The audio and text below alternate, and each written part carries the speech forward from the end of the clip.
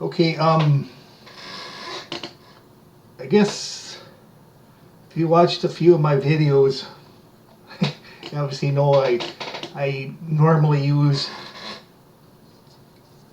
Linux for everything, but obviously I also use Windows. But I also realize, obviously, that the largest population of computer users you also use Windows. So I tend to make things that obviously are pertinent to basically Windows users and stuff like that. And in this instance, I've actually I just decided to put together a compilation of programs that actually can be used to uh, basically rip Blu Ray discs and then possibly convert them to another format. And obviously they're all essentially, most of them are all open source. Um, and so basically kind of the main program is Make MKV, which actually has the ability to decrypt and convert files to MKV format. Then you can actually load them into another program and convert them to some other video format of your liking. So like I say, most of these are or almost all of the programs on here are open source. So they're freely distributable, and you can actually download them and use them for free without any license issues, except Make MKV. Make MKV has portions of the code on for it are GPL or open source, but then there also might be some code that's actually cannot be GPL because it's under another license. So and then Make MKV is you can essentially buy a lifetime license for it.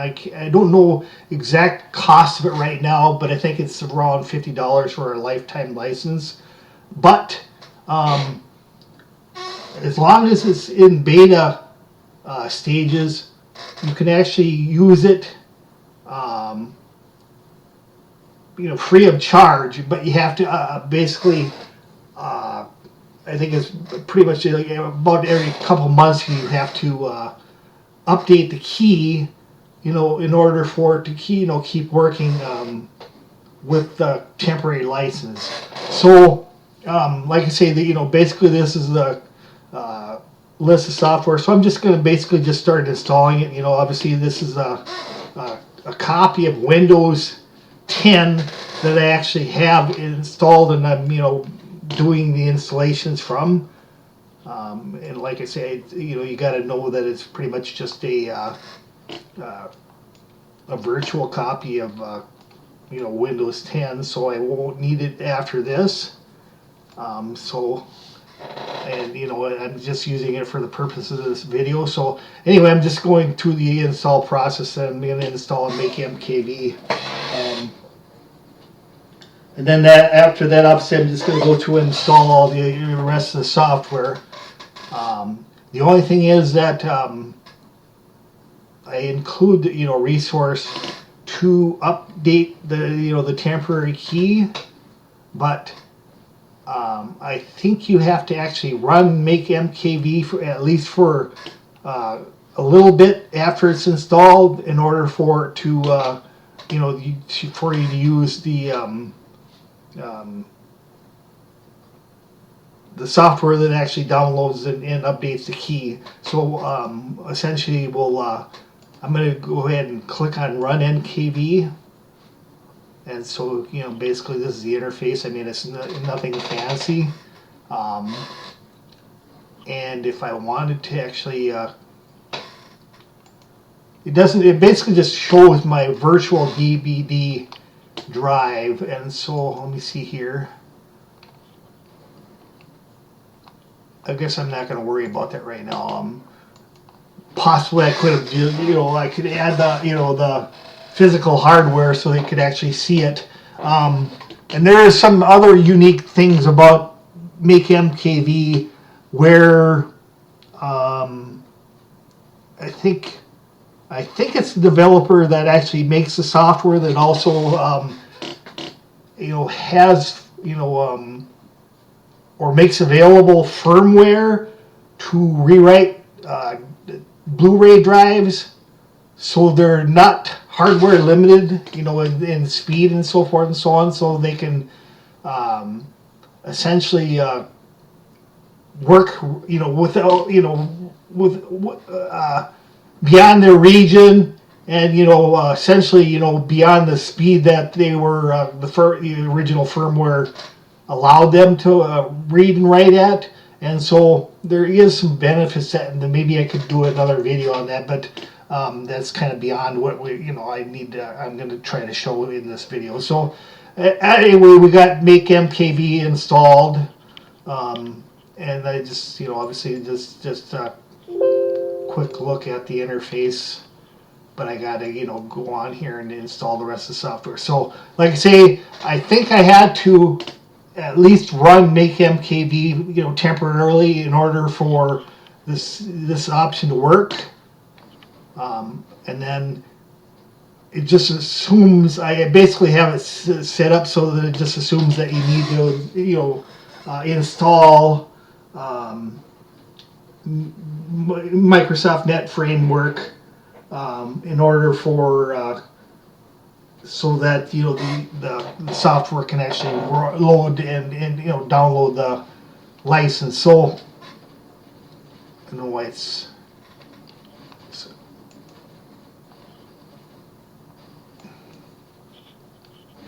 okay. So now that I got the Net Framework done, I should be able to just click on Update MKV key, and then it'll pop up and say that the key is actually ready to go.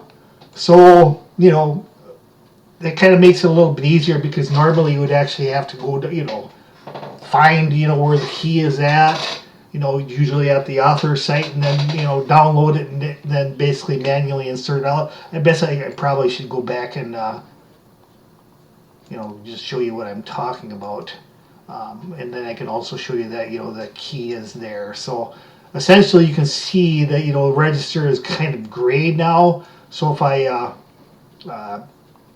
look at the license, I didn't show this before installing the license, but obviously it would just the registration thing wouldn't be grayed out, and this wouldn't say that it has a time time limited license, which I actually installed from before. So essentially you can see that the MKV is ready to go, and I'm just going to close it, and basically so I do provide a link to a YouTube video that somebody else made on how to use MKV, and it kind of has shows some of the advanced options. And then basically, handbrake would be actually, it can actually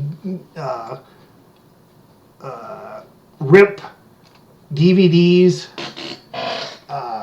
and so forth, as long as you actually install the decryption DLL within, handbrake.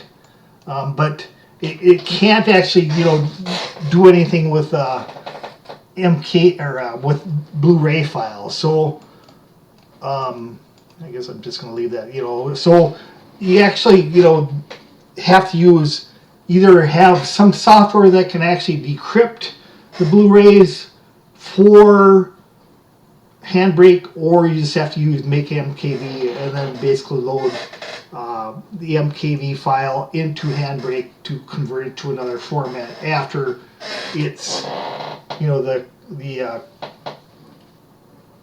the MKV file has been made. So so I guess you could use Handbrake to make it into an AVI or MP4 or FLB or whatever format you wanted. But that's why you would want to use Handbrake. And then the next link is actually just a guide on how to use Handbrake from their site. And then there's also this software that's called VidCoder, which kind of maybe does a lot of the same things that Handbrake could do, and actually uses Handbrake's engine, basically a video transcoding engine to do its work. So basically this VidCoder software actually requires Handbrake to be installed in order to function properly. And this VidCoder software can also be used as long as Handbrake's installed. It can be used, also to rip and save copies of, like decrypted, or basically retail copies of DVDs, but just not, Blu Ray discs. So, but like I said, you basically can open a source, and that source can actually be an NKV file, and then you can basically, transcode it or convert it into another format from there. So that's that. That's also open source.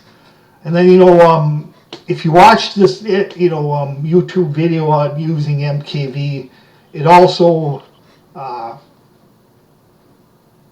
shows what you would use actually the subtitle editor for. So you could actually modify subtitles and so forth and so on. I don't know if I'd ever do that, but the thing is that I can include it on this disc because, like I said, it's also open source, and so it does actually take a little bit to install. So while I'm waiting on that, maybe I can load Handbrake and it wants to do an update. And then this is kind of the interface of Handbrake. So in theory, you could actually drop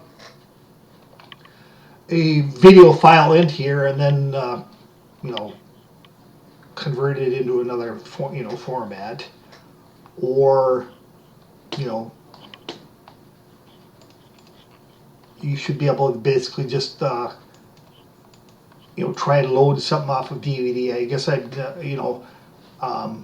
but that's kind of beyond this too, because the reality is basically this is based on the assumption that you're going to be loading an MKV file, which would be just this option, and then basically converting that to do another format rather than trying to load something off a DVD. So looks like the subtitle editor is complete.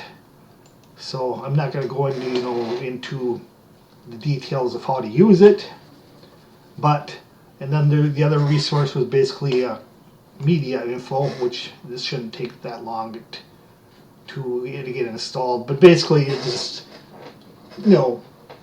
gives some details on DVDs or video files and so forth and so on. What they contain, and maybe who's the author and who's the publisher and so forth and so on. And then finally, I guess that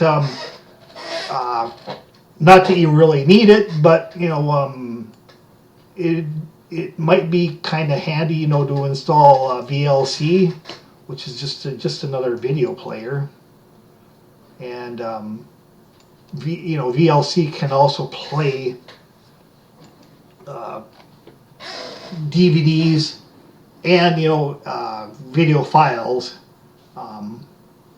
but that it's open source, so it can just be another another option for you to use to watch videos if you're going to watch them on your computer. So I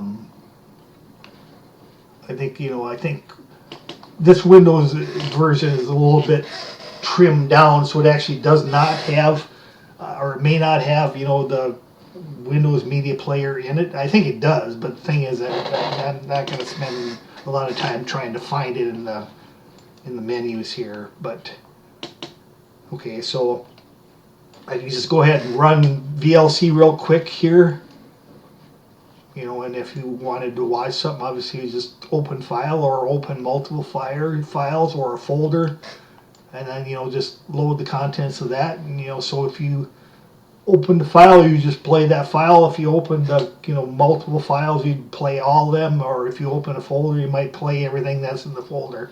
But I guess you could understand that. But the whole point of this video is basically just to give you an overview of. There are free tools out there that you can actually use to rip Blu Ray discs into NKV files, and then after they've been made into MKV files, then you basically can transcode or convert them into other video types. I guess I could say that basically MKV is more of a container and not a video format. So I guess I would say that MKV is kind of more like an ISO file, where basically it just has everything in there, and nothing is changed unless you physically go in there and exclude certain things from being in the container, like you can possibly do with an ISO file. You can remove things from an ISO file or create it, and kind of like just like this disk, I basically there are just a bunch of programs on this disk that I made into an ISO file, so that it has all the programs that I want to run, and then just made this interface to install them all. So it's kind of like that, but obviously it's videos and audio components and so forth and so on, and I'm not, like I say, I guess that the whole point of this video is just basically show you the resources that are available for free on the internet to work with Blu-ray DVDs and back up your Blu-ray DVDs to some other format. And it doesn't have anything to do with theoretical legality of backing up anything. It's just